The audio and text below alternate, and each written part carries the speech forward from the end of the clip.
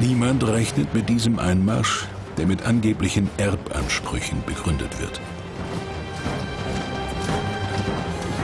Tatsächlich ist es ein klarer Rechtsbruch.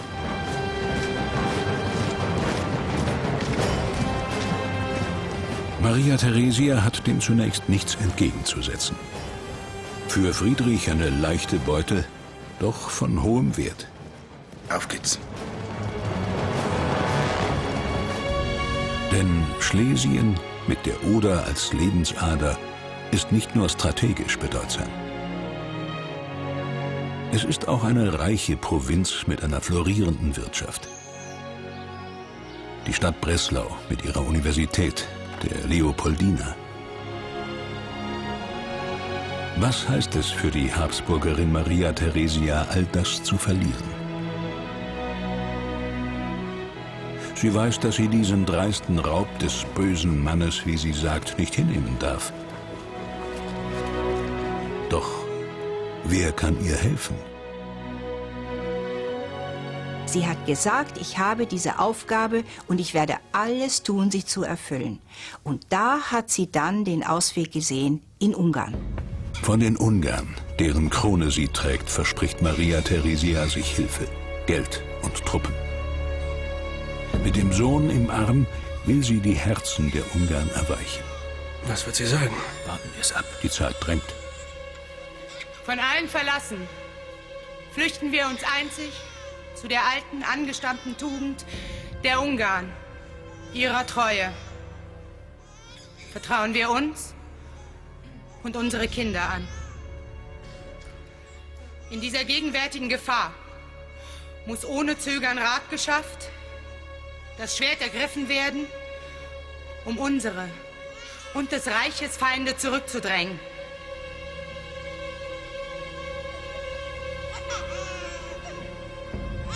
Lässt sich der ungarische Adel bei der Ehre packen?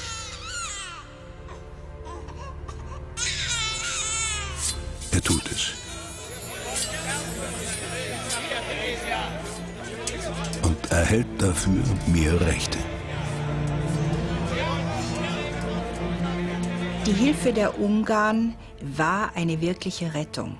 Das heißt, eine Rettung insofern, dass Maria Theresia einen neuen Mut bekommen hat, dass sie gesehen hat, da sind Truppen, die mir helfen, die sind mir treu. 4 lange Jahre kämpfen Friedrichs Truppen gegen die Armee Maria Theresias. Jetzt zeigt sich die militärische Überlegenheit der preußischen Armee. Drin, Disziplin und unbedingter Gehorsam machen sie besonders effizient. Doch die Österreicher lernen dazu und so wechselt das Kriegsglück von Schlacht zu Schlacht. Friedrich brilliert als Feldherr. Das kann seine Rivalin nicht.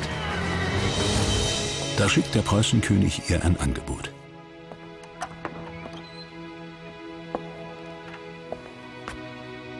Unsere Kinder vermissen dich. Friedrichs Angebot betrifft auch ihren Ehemann Franz Stephan. Er könne Kaiser des Heiligen Römischen Reiches deutscher Nation werden, wenn Maria Theresia im Gegenzug auf Schlesien verzichte. Nein, 5 Jahre Leid und Zerstörung. Das hast du selber gesagt. Alles für nichts und wieder nichts. Du verstehst nicht. Wenn ich jetzt nicht Frieden schließe, dann verliere ich nicht nur Schlesien, sondern noch sehr viel mehr. Ich muss an die Zukunft unserer Kinder denken. Die Kaiserkrone gebührt uns und unserem Sohn Josef. Ihr Vater war Kaiser des Heiligen Römischen Reiches deutscher Nation. Ihr ist diese Würde verwehrt, weil sie eine Frau ist.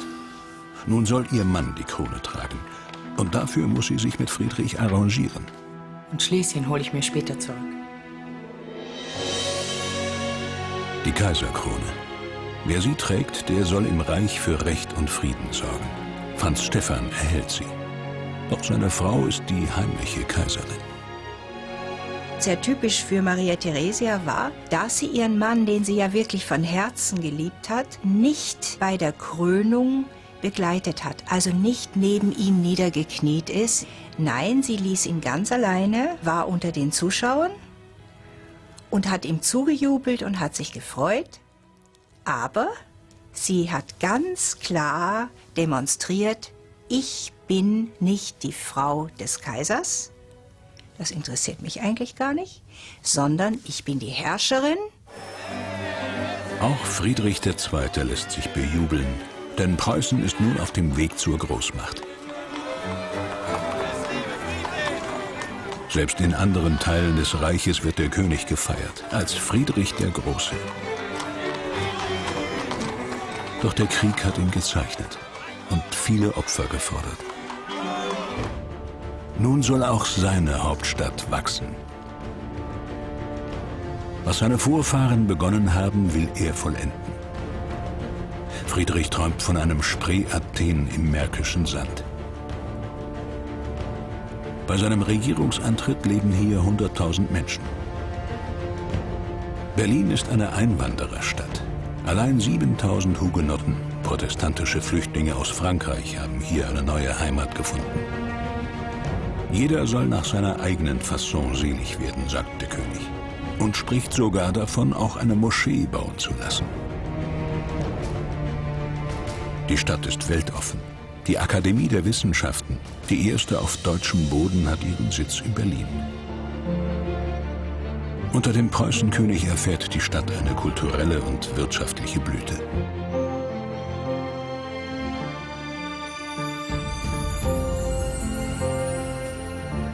Überall im Land lässt Friedrich Manufakturen errichten.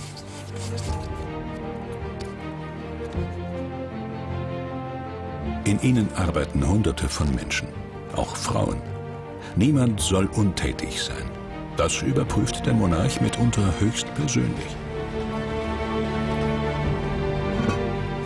Vor allem die königliche Porzellanmanufaktur liegt ihm am Herzen.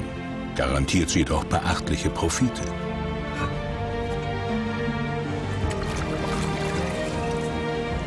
Das weiße Gold, es findet viele Liebhaber. KPM, eine königliche Marke.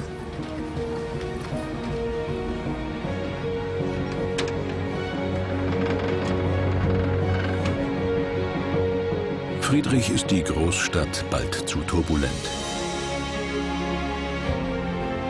Er will ungestört regieren und philosophieren.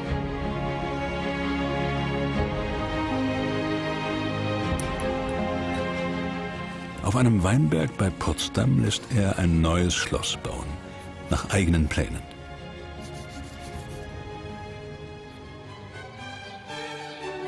Sans Souci. Der Name ist Programm. Ohne Sorgen will er hier leben, fern vom Berliner Hofzeremoniell. Hier komponiert und musiziert der Preußenkönig als Flötenspieler von Sans Souci. Hier empfängt er illustre Gäste aus vielen Ländern Europas. Der französische Philosoph Voltaire ist schon zu Lebzeiten weltberühmt und ein Gourmet. Viel zu tun für die Hoflieferanten und Köche. Sie sollen den anspruchsvollen Gast bei Laune halten, denn Friedrich will, dass er an seinem Hof bleibt. Zweimal am Tag lässt der König auftischen. Und Orden hat er dem Denker auch schon verliehen.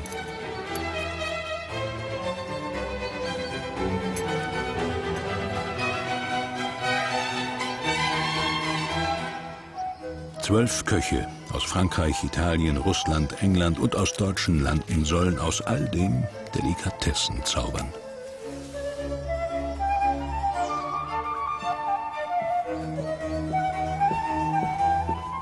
Friedrichs Tafelrunden sind bis heute legendär, berühmt und auch berüchtigt.